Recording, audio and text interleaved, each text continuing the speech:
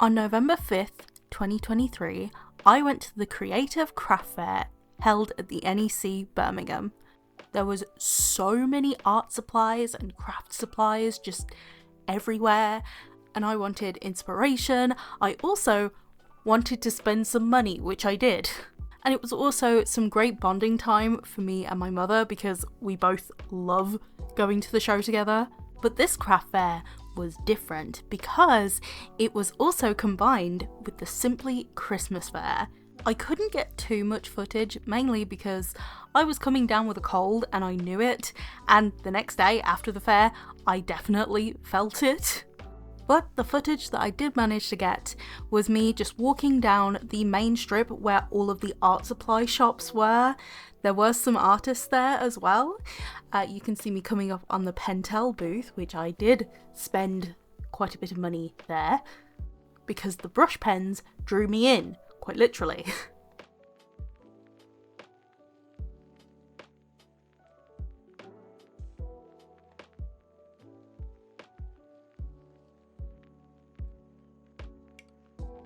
And here is the Faber-Castell booth. I only brought one item from here, but it all looked so beautiful. All laid out like this. It's literally a sweet shop for people like me. A very expensive sweet shop. There was many art supply brands there, like Derwent, and here you can see Posca. I did look at some fine liners. Somebody get me away from the fine liners because I have way too many. I have an obsession and I don't use the ones that I already have. We have Jackman's Art Supplies. Just, yes. If you recognise the name, they actually had their supplies featured in one of the latest Scrawler boxes. The crystalline watercolours. So I spent way too much at the craft fair. Oh, let's just get everything out. It may not look like a lot, but it costs quite a bit of money. How do I sort this out? Maybe start with the first thing that you brought from the craft fair, Zoe. So the first thing I came across was these. Now, there were so many of these that I wanted, but I had to limit myself to 4 of them. And their usual price is about £8 each. However, at the craft fair, they were £4 each. So for those of you who know that I really like the Pentel Dual Metallic hybrid pens, these are the brush pens of those gel pens. And I had no idea that they did brush pens of these things. Of course I am going to buy them. I just wish that they came in a pack though. I will overlay me doing swatches with these because these are absolutely stunning. So I brought a silver and a gold, but I also brought a purple to blue and a green to blue. These two are my favourites out of the gel pen line, so I was like, I have to get these as brush pens. Just look at the sparkle on the caps. Just, oh my god, they're so pretty. Just look at these. Like, oh my god, they're gorgeous. Also, I really love the feature that you can actually put more ink into the tips by pushing down on the markers like this. Just, this is so good. So good. So I then went to the Art Masters booth and picked up a bunch of supplies. And this is because they actually had an offer where you buy 5 items and you get the 6th one for free. So I brought 2 watercolour pads, this sketchbook, this mini metal ruler, and these 2 tubes of gouache. I had no idea what brand they were when I brought them, but these are actually Reeves gouache. So because the sketchbook was wrapped up, I had no idea of the quality of the sketchbook. So if I'm not keen on the sketchbook, it's something that I will give to my sister because she really likes writing. She likes doing little doodles of her characters and she doesn't really mind. I just really wish that there was more information on this sketchbook because I haven't been able to find any info on this whatsoever. I might have a look and see if there's some info on the website about this. I did pick up 2 other things from Art Masters. I picked up a pack of 20 detail brushes. So as you can see, it was £10 for 20 detail brushes. I also picked up a Uniball Signo in silver because I destroyed my old one trying to get it to work again. The old one had plenty of ink left in it. It did not want to work at all. I think it was clogged in some way. It just didn't want to work. So a brand new one was needed. Next, I went to the Faber-Castell booth and picked up a clutch pencil.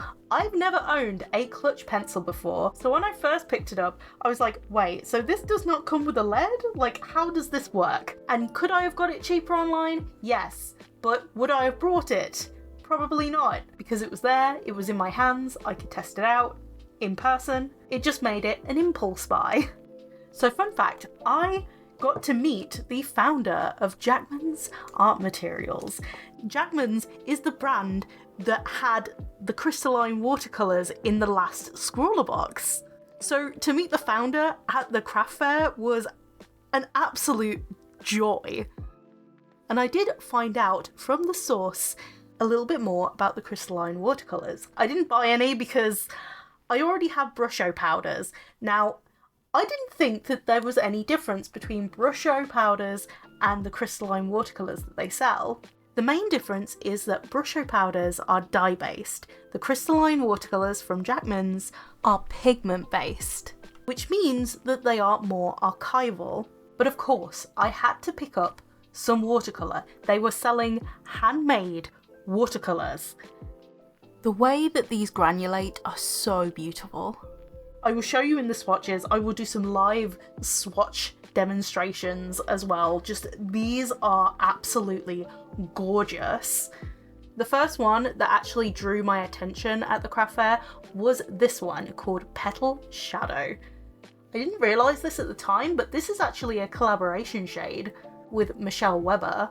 I found that Jackman's watercolours are very granulating, which is an effect I wanted to play around with more. The next 2 colours that piqued my interest were Deep Sea Green and Lunar Blue.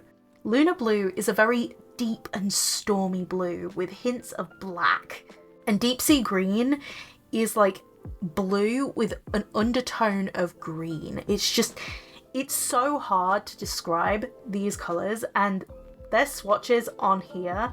The founder, Mark Jackman, told me that he tried so hard with the swatches on the tubes, but it's just so hard to describe what the colours look like. You really have to try them, or at least see them for yourself to see how they perform. Then comes the colour Mulberry. Then after that, the green definitely piqued my interest. There were some swatches already on the table and somebody had used the sap green, which I was kind of convinced by, but it was really, really bright and yellow. However, Mark then said, oh, you could use the French Ultramarine or the French Ultramarine Deep, depending on which variant you go for, to skew the colour to be more natural. And of course I had to give it a try, and of course I loved every minute of it. So I brought both because I could not make my mind up. Last but not least, we have the Kolinsky brushes. I don't know whether I'm saying that right, probably not. I was not intending to buy more paintbrushes, but I really liked the way that Mark's example brushes actually felt, and the fact that he sold them alongside the watercolours as well, just, he had me sold on them. Their prices was really good, and overall, I just really enjoyed talking to Mark. So this part of the video is just going to be me swatching all the supplies out. I would definitely recommend watching the watercolour being swatched because, oh my god, it is a joy to see granulate. So these are just the Pentel dual metallic brush pens.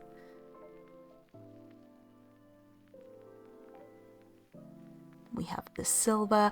I thought that the silver and gold went on really thin, at first, and I think you definitely need to build up some layers with them, but they look really, really pretty.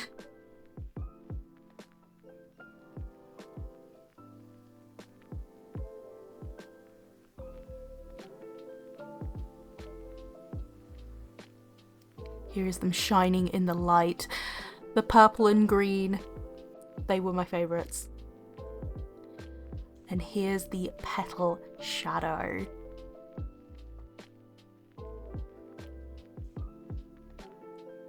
Just no words can describe how they granulate. It's so, so beautiful. You can kind of see it on the left hand side. You can see like the many different colours that have come out of it. It's insane. This is the deep sea green. It's so pretty.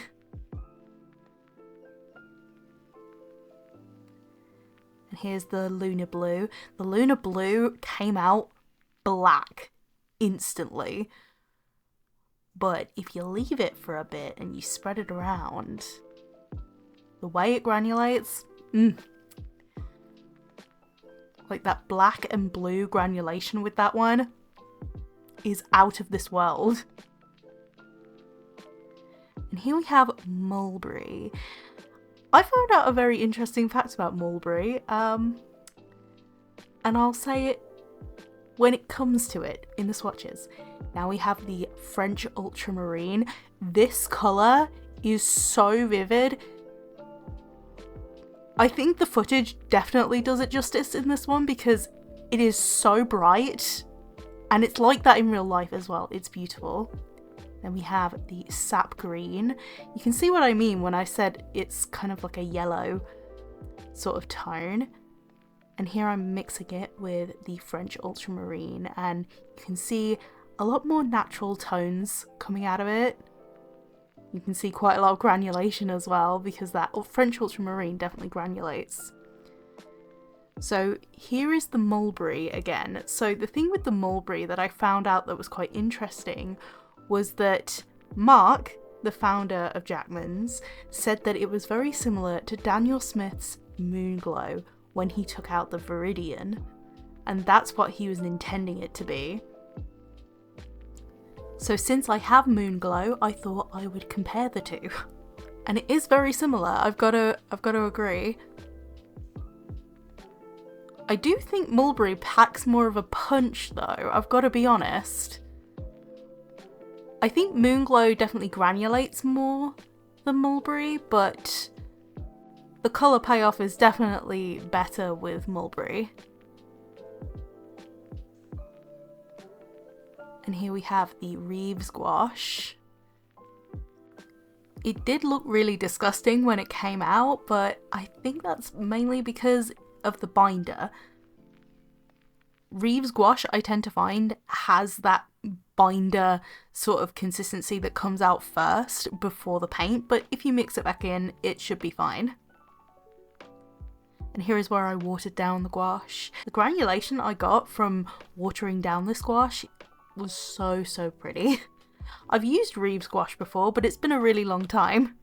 The last time I ever used it, I was in uni and I was completely new to gouache. With the swatches now dry, I can show you what they look like. And I also decided to do them over black as well, so you can see the sparkle of the pens. Just, it's so pretty.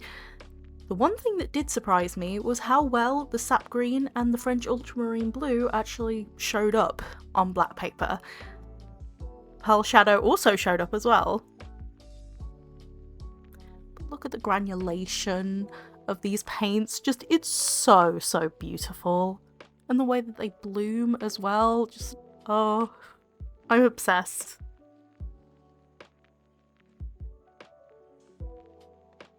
But I really hope you enjoyed this video. If you did, you can like and subscribe if you haven't already, with post notifications on, for notifications for every time I upload a video, short, or do a live stream. But until next time, bye guys!